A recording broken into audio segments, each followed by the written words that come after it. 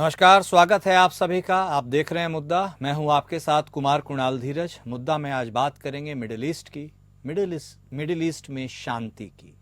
7 अक्टूबर 2023 को हमास के हमले के साथ शुरू हुआ इजराइल और हमास के बीच का युद्ध अब एक नए मोड़ की ओर जाता हुआ दिख रहा है। इजराइल ने हिजबुल्लाह के साथ युद्ध विराम समझौते पर सहमति जताई है। यह डील बुधवार को इजराइल के समय अनुसार सुबह 4 बजे से प्रभावी हो गया है। हिजबुल्लाह नेताओं ने भी समझौते के लिए प्रारंभिक समर्थन का संकेत दिया है। इससे लगभग 14 महीने से जारी लड़ाई के अंत का मंच तैयार होगा। समझौते में 60 दिन के युद्ध विराम की बात कही गई है, जिसके तहत इजरायली सेना पीछे हट जाएगी और हिजबुल्लाह दक्षिणी लेबनान से हट जाएगा। डील के अनुसार इजरायली सेनाएं सीमा के अपने हिस्से में वापस लौट जाएंगी और हिजबुल्लाह दक्षिणी लेबनान के अधिकांश हिस्सों में अपनी सैन्य उपस्थिति खत्म कर देगा। अमेरिकी राष्ट्रपति जो बाइडेन ने कहा कि इजराइल और ईरान समर्थित समूह हिजबुल्लाह ने संयुक्त राज्य अमेरिका और फ्रांस द्वारा मध्यस्थता के किए गए समझौते को स्वीकार कर लिया है। हालांकि इस समझौते से गजा में हमास के खिलाफ इजराइल के युद्ध पर कोई असर नहीं पड़ेगा, जिसके खात्मे होने के कोई संकेत फिलहाल तो नहीं दिख रहे हैं। अमेरिकी राष्ट्रपति और ब्रिटेन के प्रधानमंत्री दोनों ने युद्ध विराम समझौते की तारीफ की। जो बाइडेन ने इसे अच्छी खबर बताया और ब्रिटेन के प्रधानमंत्री कीर स्टार्मर ने इस पर जोर देते हुए कहा कि यह लंबे समय से लंबित था। जो बाइडेन ने कहा, मैंने इजराइल और लेबनान के प्रधानमंत्रियों से बात की है और मुझे यह घोषणा करते हुए खुशी हो रही है कि उनकी सरकारों ने इजराइल और हिजबुल्लाह के बीच विनाशकारी संघर्ष को समाप्त करने के लिए संयुक्त राज्य अमेरिका के प्रस्ताव को स्वीकार कर लिया है। स्टार्मर ने अपने बयान में कहा, हमें गजा में युद्ध विराम समझौते की दिशा में तत्काल प्रगति देखनी चाहिए। सभी बंधकों की रिहाई और अत्यंत आवश्यक मानवीय सहायता पर प्रतिबंध हटना चाहिए। वहीं अमेरिकी राष्ट्रपति जो बाइडेन ने फ्रांस की मध्यस्थता से हुए युद्ध विराम समझौते को लेकर फ्रांस के राष्ट्रपति इमैनुअल मैक्रों का धन्यवाद किया। उन्होंने कहा कि इस क्षण तक पहुंचने में उनकी भागीदारी के लिए फ्रांस के राष्ट्रपति इमैनुअल मैक्रों को धन्यवाद। उन्होंने कहा कि इजराइल ने यह युद्ध शुरू नहीं किया, लेकिन लेबनानी लोगों ने भी इस युद्ध की मांग नहीं की थी, न ही अमेरिका ने। उधर हिजबुल्लाह के एक नेता ने कहा कि इस समझौते के लिए समूह का समर्थन इस आश्वासन पर निर्भर करता है कि इजराइल अपने हमले फिर से शुरू नहीं करेगा। तो क्या मिडिल ईस्ट में एक बार फिर से शांति होगी? यह सवाल इसलिए भी अहम है क्योंकि पिछले कई महीनों से जो युद्ध के हालात वहां पर बने हुए हैं, लगातार युद्ध के चलते कभी भी कोई किसी के ऊपर अटैक करता है, लोगों के बीच डर है, उनके मन में अशांति है। और ऐसे में मानवीय सहायता, मानवीय मूल्यों की भी बात की जाए तो उसके लिए भी तमाम ऐसे देश हैं जो इसकी मध्यस्थता करते हैं कि कहीं ना कहीं ये युद्ध अब समाप्त हो जाना चाहिए। एटलीस्ट उस ओर एक कदम तो बढ़ाना ही चाहिए। तो इजराइल और हिजबुल्लाह के बीच सीज फायर का ऐलान हुआ है। यह बड़ी बात है।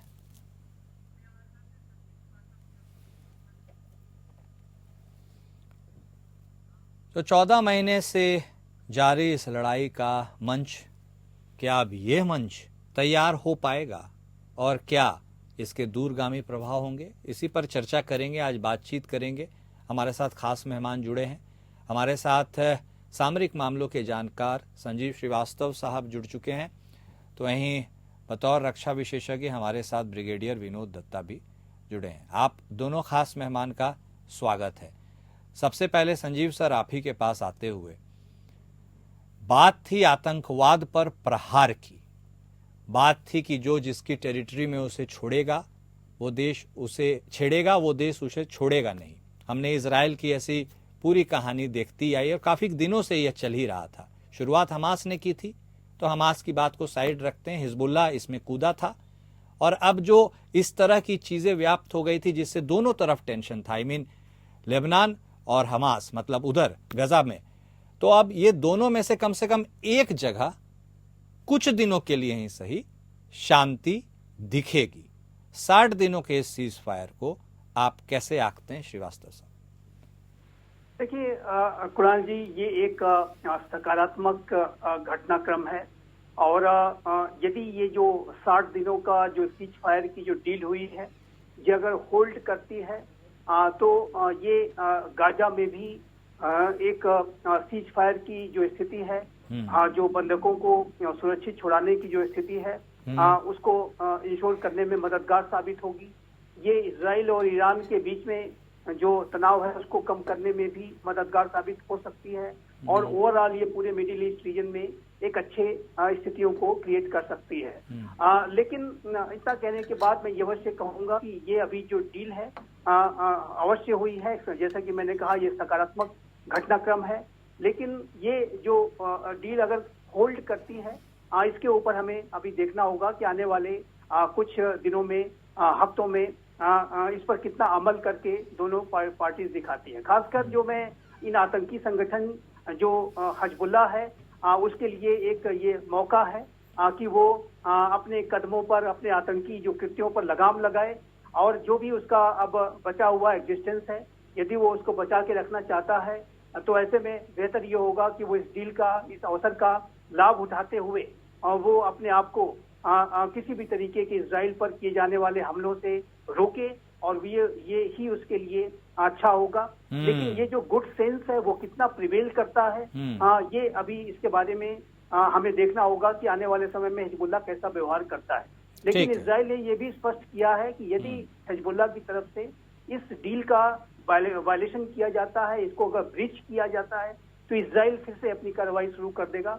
इस बात को भी इजराइल ने स्पष्ट किया है। हालांकि लेबनान की तरफ से ये कहा गया कि वो इस तरीके की बात को नहीं इसमें डील में देखना चाहते, लेकिन इजराइल ने कहा है कि स्पष्ट रूप से कहा है कि यदि इसका ब्रीच होता है तो हम कार्रवाई फिर से करने के लिए बाध्य होंगे और इस बात को इजराइल लगातार मेंटेन कर रहा है। लेकिन ये अवश्य है कि एक, जैसा कि मैंने कहा, एक सकारात्मक घटनाक्रम है और अब ये देखना होगा कि इस पर कितना अमल करके ये जो पार्टीज हैं वो दिखाती हैं और उसके बाद ही आगे का जो रास्ता है उसका वो कितना प्रशस्त होगा ये उसके अमल पर ही डिपेंड करेगा। ठीक है श्रीवास्तव साहब।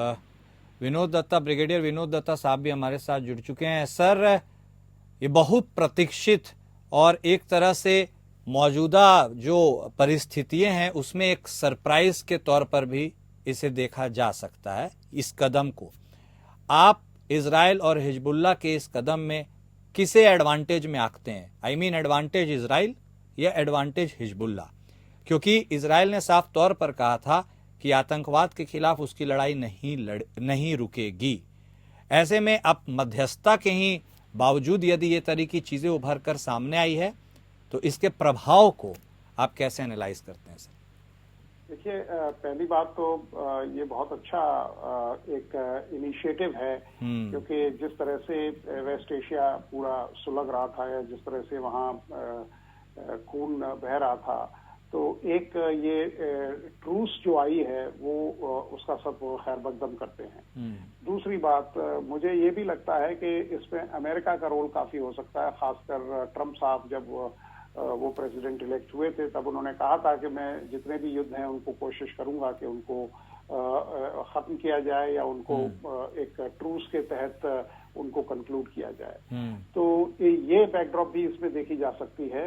लेकिन हाँ, इजराइल का ये मानना, क्योंकि इजराइल का थोड़ा पलड़ा भारी करता है क्योंकि उसमें इजराइल विश्व को ये संदेश देगा कि मेरी जो लड़ाई थी वो आतंकवाद के खिलाफ थी, मेरी लड़ाई किसी ऑर्गेनाइजेशन, किसी तंजीम के खिलाफ नहीं थी।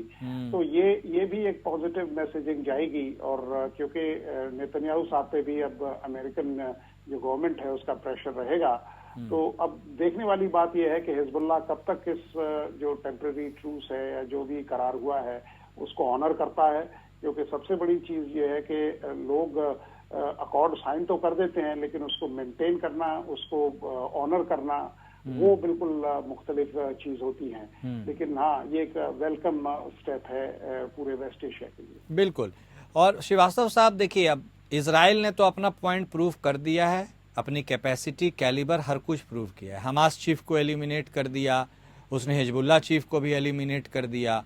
इसलिए यदि इस तरह के प्रस्ताव पर इजराइल भी माना है तो क्या आप भी उस बात से इत्तेफाक रखते हैं जिस तरफ ब्रिगेडियर साहब इशारा कर रहे थे कि कहीं ना कहीं जो सत्ता हस्तांतरण होगा, यूएस की बात कर रहा हूं मैं, वहां पर बाइडेन अब आउटगोइंग प्रेसिडेंट है और इनकमिंग के तौर पर अब ट्रंप साहब आ रहे हैं, तो क्या इस वक्त पर, इस जंक्चर पर, इस सीज फायर का ऐलान होना ये कुछ और पिक्चर्स भी रिवील कर रहा है क्या ग्लोबली? देखिए, राष्ट्रपति जो ट्रंप हैं, जो कि एक प्रेसिडेंट इलेक्ट वर्तमान समय में हैं, उनका ये अप्रोच रहा है कि वो महायुद्धों को शांत कराना चाहते हैं और उस संदर्भ में वो अपने प्रयास करेंगे, चाहे वो रशिया यूक्रेन के बीच का युद्ध हो, चाहे वो मिडिल ईस्ट रीजन में स्थितियां हो। लेकिन एक बात मैं यहाँ पर स्पष्ट रूप से कहना चाहूंगा कि राष्ट्रपति ट्रंप शांति की बात तो जरूर कर रहे हैं, हाँ। लेकिन वो ऐसा कोई भी ऐसी कवायद नहीं करेंगे जिससे कि अमेरिका को कमजोर दिखना पड़े, यूक्रेन को कमजोर दिखना पड़े या इजराइल को कमजोर दिखना पड़े।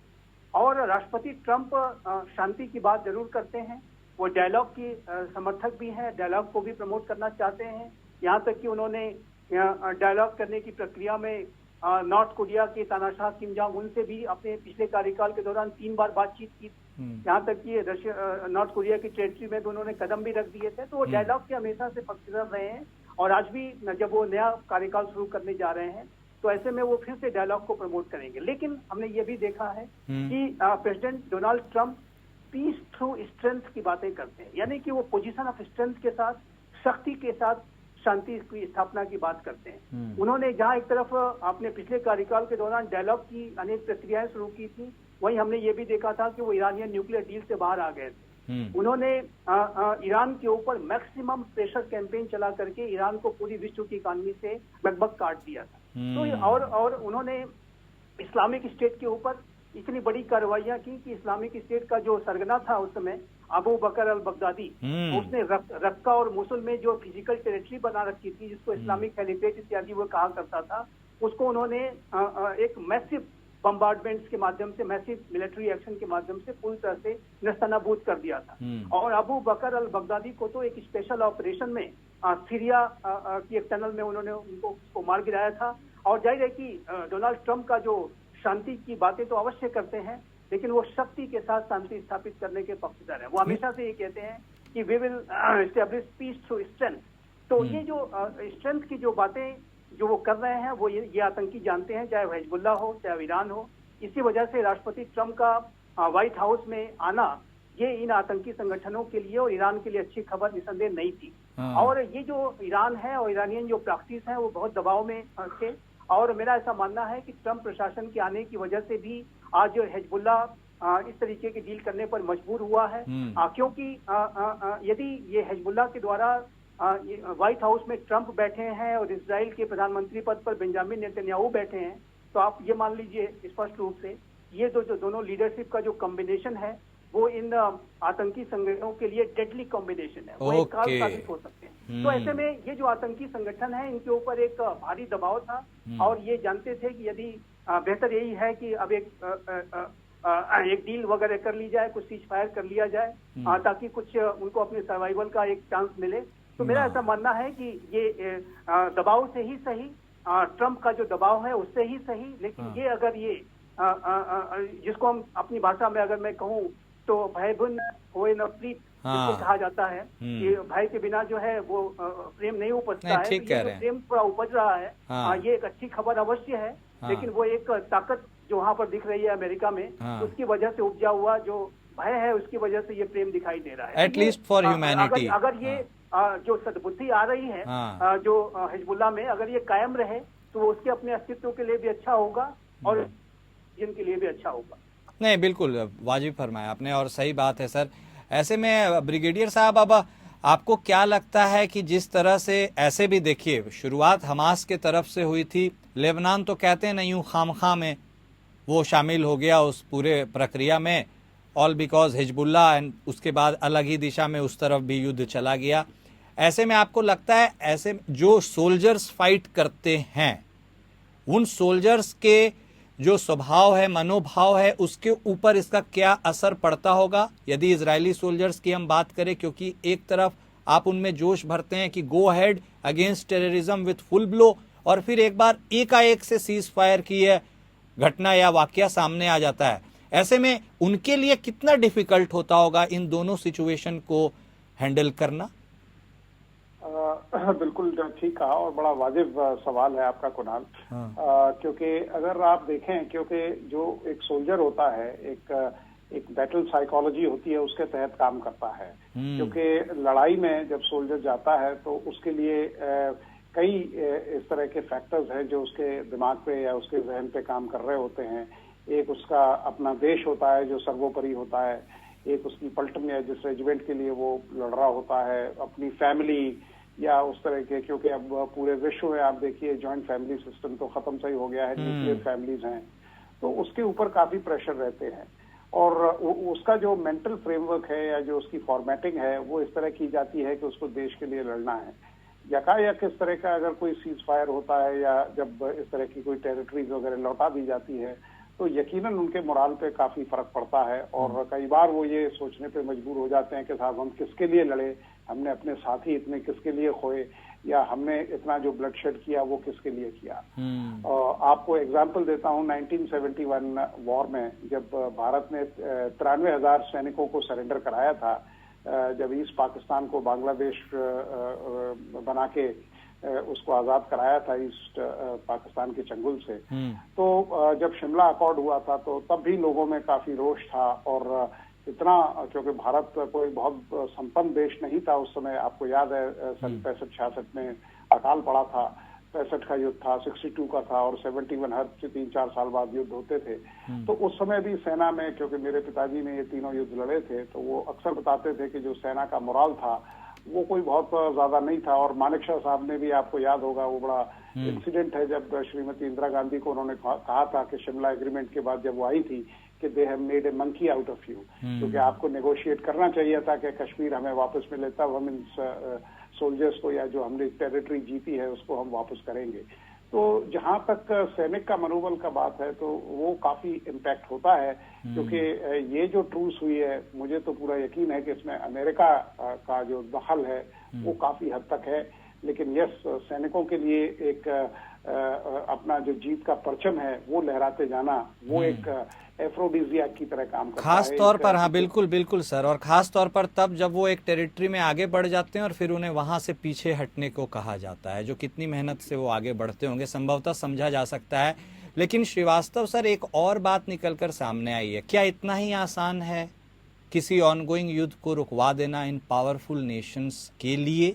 क्योंकि इसकी बानगी तो दिख ही रही है। यदि अमेरिका क्रेडिट ले रहा है, फ्रांस क्रेडिट ले रहा है, ग्रेट ब्रिटेन क्रेडिट ले रहा है, इसका मतलब इनका प्रभुत्व तो है, इनकी अथॉरिटी तो है। ये चाहे तो युद्ध को एक तरह से इनिशिएट भी करवा सकते हैं और रुकवा भी सकते हैं, लेकिन एट व्हाट कॉस्ट? क्या ये पहले हो जाना चाहिए था, या अब हो रहा है तो इसमें भी कोई संशय या सस्पेंस है कि हाउ लॉन्ग? देखिए, ये अभी जैसे कि मैं कह रहा था कि हमें ये आने वाले कुछ दिनों, हफ्तों में देखना होगा कि ये जो सीज फायर की जो डील हुई है, हाँ। वो इनिशियली 60 दिनों के लिए ही है, लेकिन ये कितना होल्ड करती है। हाँ। यदि ये होल्ड करे, और मैं इसके होल्ड करने की संभावनाएं ज्यादा देखता हूँ, क्योंकि जैसा कि मैं कह रहा था कि हिजबुल्लाह हो, चाहे वो हिजबुल्लाह के पीछे उसका जो बैकर ईरान हो, वो सभी ट्रम्प प्रशासन के आने से वो काफी दबाव में दिखाई देते हैं। और वो ये जानते हैं कि यदि उन्होंने इस तरीके का ब्रीच किया तो फिर जो रिस्पांस होगा इजराइल का, वो यूनाइटेड स्टेट्स ऑफ अमेरिका के साथ मिलकर के काफी बड़ा और हो सकता है। और वो जिस तरीके की आप हमास की स्थिति आप देख रहे हैं वर्तमान समय में, वैसे ही और उससे भी कहीं ज्यादा भयावह स्थिति हिजबुल्लाह की भी हो सकती है। तो ऐसे में मेरा ऐसा मानना है कि ये होल्ड करने की इसकी संभावना ज्यादा दिखाई देती है, लेकिन अभी भी हमें अपनी फिंगर्स को जो क्रॉस करके रखना होगा और देखना होगा ये आखिर इसमें क्या व्यवहार आगे हिजबुल्लाह की तरफ से दिखाई नहीं। ठीक है संजीव साहब, लेकिन एक और बात है, जो हमास के जो कब्जे में बंधक हैं, उनको क्या कुछ उम्मीद जगी होगी कि क्या कुछ बात हो सकती है और वो रिलीज हो सकते हैं, या हमास के पॉइंट ऑफ व्यू से यदि देखा जाए, सोचा जाए? क्योंकि देखिए, इजराइल और हमास के बीच छोटे छिटपुट सीज फायर तो होते रहे हैं, इस पूरे युद्ध के दौरान, लेकिन उसका कोई खास फायदा होते हुए दिखा नहीं है। और हमास के साथ अभी भी इजराइल की लड़ाई जारी है। हिजबुल्लाह के साथ सिर्फ उन्होंने ये सीज फायर का ऐलान किया है। ऐसे में हमास के पास जो कैप्चर्ड लोग हैं, मतलब जिनको उन्होंने कब्जे में कर रखा है, उनके लिए क्या कुछ कोई रास्ता खुलता आप दिख रहे हैं, या फिर वो अभी भी उसी मनोभाव के साथ जी रहे होंगे कि होगा तो होगा क्या? देखिए कुणाल जी, इस सीज फायर से जो कि इस्राइल और लेबनान के बीच में, और जाहिर है कि हिजबुल्ला के जो एक्शंस को रोकने में ये जो डील हुई है, उससे एक अवश्य आशा की जो किरण है वो गाजा में भी जगी है। और अगर ये सीज फायर होल्ड करता है, यदि दोनों पार्टीज इसको होल्ड करके दिखाती हैं, तो इस बात की भी संभावना बढ़ेगी कि गाजा में भी कोई डील हो सकती है और किसी तरीके की ऐसी स्थितियां बन सकती हैं जिसमें कि जो बंधक हैं वो हमास की कैप्टिविटी से छूटें, और इस तरीके की संभावनाएं निसंदेह बनेंगी। और ये मैं स्पष्ट रूप से देखता हूं कि जो गाजा में जो फिलिस्तीन के और हमास की कैप्टिविटी में जो इजरायली नागरिक हैं, उनके छूटने की जो संभावना है वो निसंदेह बढ़ी है। और अब ये देखना होगा कि जैसे कि मैं फिर से इसको रिआइटरेट करूंगा कि ये जो सीज फायर की जो डील है वो कितना होल्ड करती है, और इसके होल्ड करने की संभावना ज्यादा दिखाई देती है। तो ऐसे में मेरा भी ऐसा मानना है कि एक सकारात्मक स्थितियां गाजा में भी बन सकती हैं, और हमास की कैप्टिविटी से जो बंधक हैं वो छुड़ाए जाने की संभावना प्रबल दिखाई देती है, क्योंकि हमास भी इस बात को जान रहा है, समझ रहा है कि अब ट्रंप प्रशासन के आ जाने से जो अमेरिकन अप्रोच है, जो इजरायली अप्रोच है, वो कहीं और ज्यादा जो है तीव्र होगा, इंटेंस होगा। तो ऐसे में हमास जो अपना बचा खुचा अस्तित्व है, यदि उसको बचा के रखना है तो बेहतर है कि वो अपने एक कोई डील करके अपने युद्ध को रोक दे, और जो बंधक है उसको वो छोड़ दे, उसी में उसकी भलाई है। तो इस तरीके का जो गुड सेंस है, यदि हमास के अंदर भी जो उसका जो रिमेनिंग जो उसकी लीडरशिप है उसमें अंदर आता है, तो ये उनके लिए भी अच्छा होगा। और जैसे कि हिजबुल्लाह ने कदम उठाए हैं, उसी तरीके से अगर हमास भी कदम उठाता है तो ये मेरा मानना है कि ओवरऑल सभी के हित में होगा। और एक कैप्टिविटी में जो बंधक हैं, जाहिर है कि उनके और उनके परिवारों को तो ये एक बहुत बड़ी राहत लेकर के आएगा। हाँ बिल्कुल, वेट एंड वॉच की बात आपने कही, बिल्कुल सही है। वो तो खैर देखना होगा कि उससे क्या कुछ निकल कर आता है, लेकिन this is the apt time, if this is the time, वो बात सही है। लेकिन ब्रिगेडियर साहब, एक अजीब सी कश्मकश, मतलब एक अजीब सी बात भी निकलकर सामने आ रही है। नेतन्याहू साहब अमेरिका का धन्यवाद कर रहे हैं, बाइडन साहब फ्रांस का इमैनुअल मैक्रो साहब का धन्यवाद कर रहे हैं। ये धन्यवाद ज्ञापन तो हो रहा है, ये सारी चीजें चल रही हैं, बहुत अच्छी अच्छी बात है। लेकिन अब जो पीछे से लेकर के वर्तमान परिस्थिति तक इन दोनों जगहों ने, इन तीनों फॉर दैट रीजन ने झेला है, क्या धन्यवाद ज्ञापन से चीजें रिस्टोर हो जाएंगी? नहीं होंगी। लेकिन जो डिस्ट्रक्शन हो चुका है, जो तबाही हो चुकी है, ऑन ह्यूमैनिटेरियन ग्राउंड्स बातचीत हो चुकी है, उनको रेस्टोर नहीं किया जा सकता।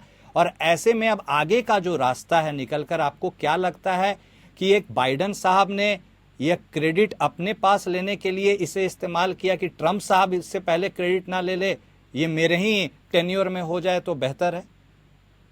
बिल्कुल। देखिए कुणाल, एक पॉइंट जो प्रीवियस मुद्दा था जो डिस्कस हुआ था, उसमें बताना चाहता हूं कि 80% अगर आप इतिहास में जाएं, तारीख में जाएं, तो 80% जितने युद्ध हुए हैं उसमें या तो अमेरिका का हाथ रहा है, या अमेरिका ने वो इनिशिएट कराए हैं, या प्रत्यक्ष या अप्रत्यक्ष रूप से उसमें अमेरिका का हाथ रहा है।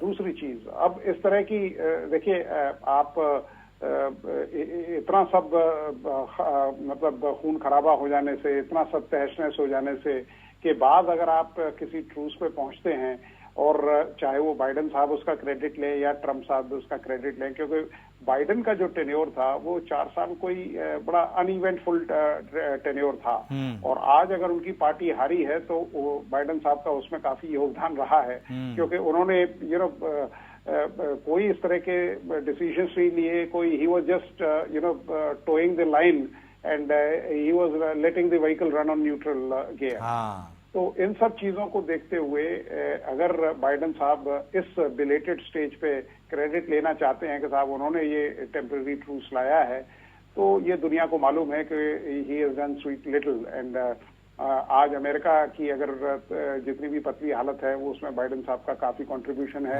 कमला हैरिस अदरवाइज जीत सकती थी, लेकिन बट फॉर बाइडन। बिल्कुल। तो ये जो ट्रूस है, क्योंकि अमेरिका के लिए भी देखिए, अमेरिका ने भी बिलियंस का एक पैकेज दिया है इजराइल को। इजराइल को अब उसके लिए स्थिति ये हो गई थी, ना वो निगल सकता था ना उगल सकता था, क्योंकि करीब 70 लाख यहूदी वहां रहते हैं, और जिस तरह से वो वहां की जो पॉलिटिकल जो गवर्नेंस है, जो वहाँ की फाइनेंशियल हेल्थ है, उसको अफेक्ट करते हैं, तो अमेरिका उनको बिल्कुल नजरअंदाज नहीं कर सकता था। और अमेरिका इस पोजीशन में भी नहीं था कि वो दो फ्रंट पे लड़ाई लड़े। यूक्रेन में भी उसका इन्वॉल्वमेंट काफी है, और यहाँ भी। तो ये उसने सोचा कि भाई अपने जो एक्सचेकर के कॉफर्स हैं, अगर उनको खाली नहीं देखना चाहते तो उन्हें एक फ्रंट पे एटलीस्ट एक जो युद्ध विराम है, चाहे वो टेम्परेरी हो, उसको वो करना चाहिए। हाँ। और तब उसके बाद वो अपना रिव्यू कर सकते हैं। नहीं, चलिए ठीक है, लेकिन खैर जो भी है अच्छा है। अगर चीज़ें व्यवस्थित हो जाएं तो अच्छी बात है। ह्यूमैनिटेरियन ग्राउंड पर और आतंकवाद के ऊपर तो ब्लो खैर वैसे भी इजराइल लगा ही चुका है। उसने एज फार एज हमास और हिजबुल्ला इस कंसर्न दोनों को काफ़ी हद तक नेस्तो नाबूद तो कर ही दिया है। अब उसमें ज़्यादा कुछ बचा होगा नहीं शायद। खैर, हमारे साथ जुड़ने के लिए और बातचीत करने के लिए आप दोनों खास मेहमान का बेहद शुक्रिया। तो मिडिल ईस्ट शांति की राह पर बढ़ा तो है, भले 2 महीने के लिए ही सही। एक सीज फायर हुआ है लेबनान और इजराइल, हिजबुल्ला और इजराइल के बीच में। अब देखना होगा कि ये जो 2 महीने का सीज फायर है, क्या ये परमानेंट हो सकता है, और क्या इसी की रेप्लिका हम हमास यानी गजा और इजराइल के बीच भी देख सकते हैं, और या ये युद्ध का ये अंत हो सकता है। मुद्दा में मेरे साथ आज के लिए बस इतना ही। नमस्कार।